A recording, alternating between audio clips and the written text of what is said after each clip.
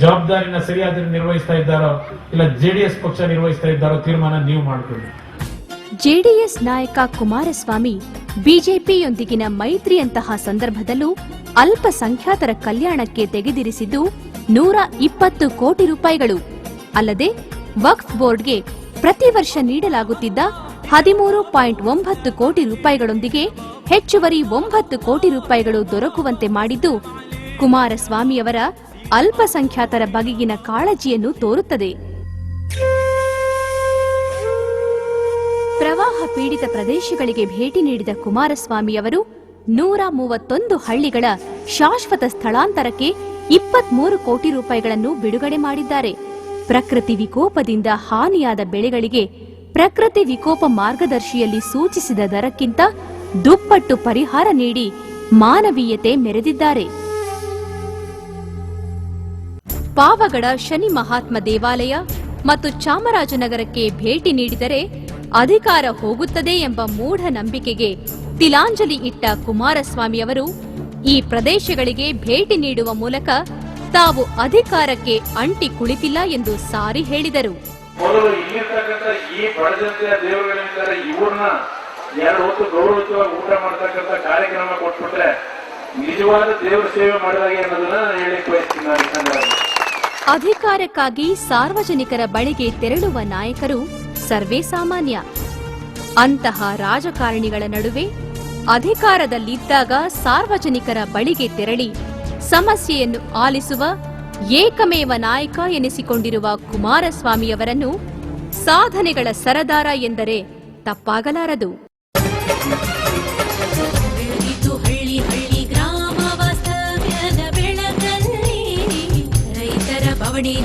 ಎಲ್ಲೆಲ್ಲೂ ಅಭಿವೃದ್ಧಿಗೆ ಜೀವಜಲ ಹರಿಯಿತು ಮನೆ ಮನೆಗಳಲ್ಲಿ, ಕಣ್ಣೀರು ಕರಗಿತು ಮನ ಮನಗಳಲ್ಲಿ, ನಾಗರಿ ಸಾರಾಯಿ ದೂರಾಯಿತು, ಜ್ಞಾನದ ಸುಧೆಯು ಹೊಳೆಯಾಯಿತು, ಸ್ತ್ರೀ ಶಕ್ತಿಗೆ ನೆರವು, ಯುವ ಶಕ್ತಿಯ ನಗು, ಭಾಗ್ಯಲಕ್ಷ್ಮಿಯೇ ವರವು, ನಡೆಸು ಮುನ್ನಡೆಸು ಕನ್ನಡದ ಕರುಣಾಶಯ, ನಡೆಸು ಮುನ್ನಡೆಸು ಕರುನಾಡ ಭಾಗ್ಯೋದಯ.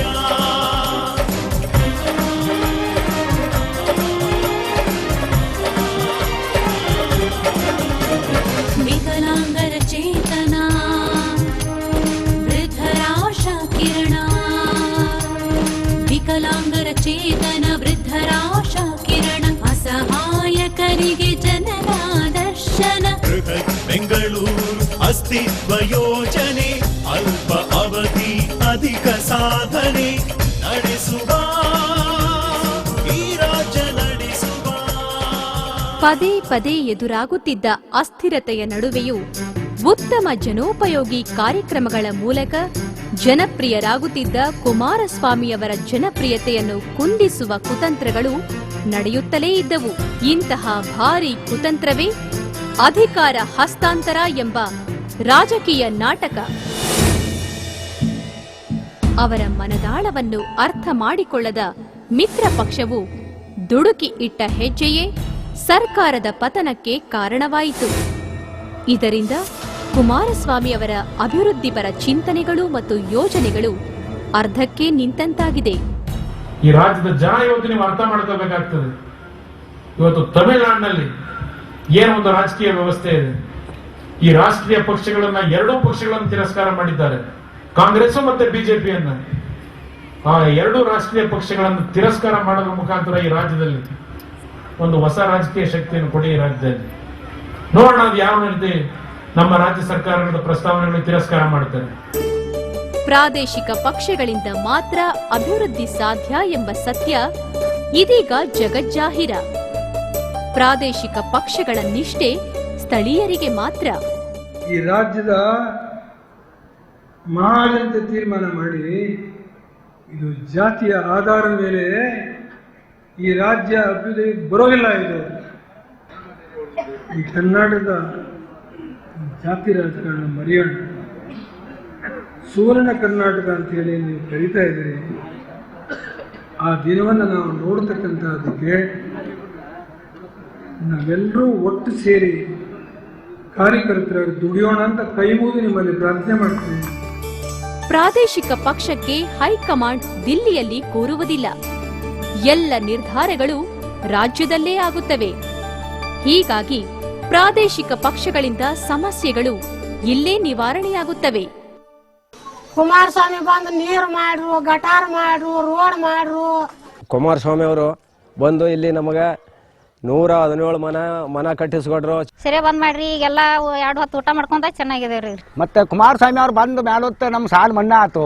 ಕುಮಾರಸ್ವಾಮಿ ನಮ್ಗೆಲ್ಲಾ ಸಾಲದಿಂದ ಇದ್ರಿಂದ ಎಲ್ಲಾ ಅನುಕೂಲ ಮಾಡಿ ಕೊಟ್ಟಾರ್ರಿ. ಅಂದಿನ ನಮ್ಮ ಮನ್ಯಾಗ ಎಲ್ಲಾ ಹೆಣ್ಮಕ್ಳ ಎಲ್ಲಾರು ನಾವು ಅಗ್ರಿ ಇತ್ತಲ್ಲೇ ಸಂತೋಷಲೆ ಜೀವನ ನಡೆಸಿದೇವ್ರಿ. ಬಿಜೆಪಿಗೆ ಅಧಿಕಾರ ಕೊಡ್ಲಿಲ್ಲ ಅಂದ್ರೆ ಅದಕ್ಕೆ ನಮಗೇನು ಸಂಬಂಧ ಇಲ್ಲ.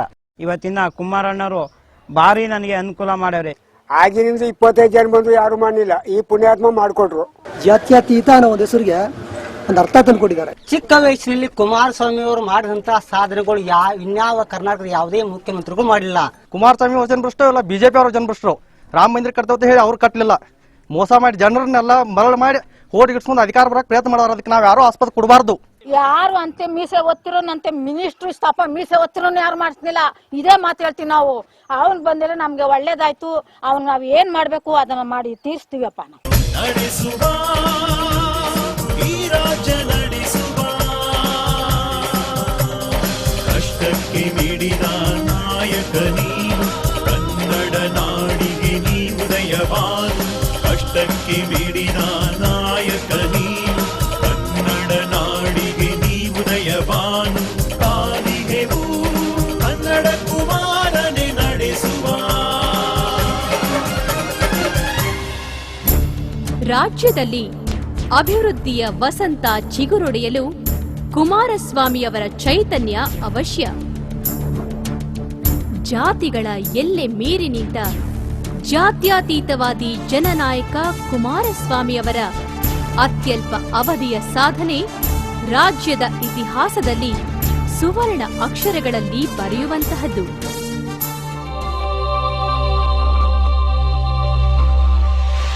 ರಾಜ್ಯದ ಅಭಿವೃದ್ಧಿ ಪರ ಕನಸುಗಳನ್ನು ನನಸಾಗಿಸಲು ನಮ್ಮೊಂದಿಗಿರಿ.